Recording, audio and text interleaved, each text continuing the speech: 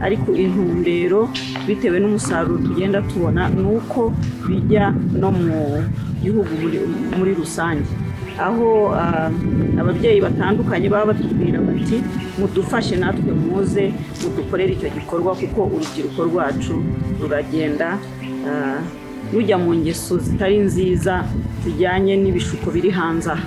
Ubwo rero nagereranya wenda nko mu myaka yashize ubwitabire wabonaga butari bwinshi, noneho hazamo COVID-19 aho byahagaze ukabona yuko abana baritabira ibintu bitari byiza, cyane cyane ko amamedia ari hanze ahangaha usanga abana abatwara umwanya kandi ibyo bakurikira atari byo bibafasha cyangwa se biri ahead y'imitekerereze yabo, ugasanga umwana akuriye mu ngeso zitari nziza.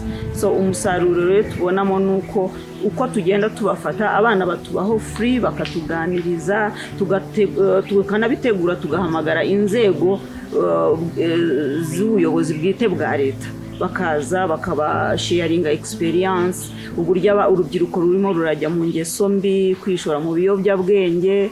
Ugasanga nibura turazana inzego zose za leta zigaconcentratinga ku urubyiruko rukabanza kwiyumvamo ko ari ab'agaciro. Easy Capital.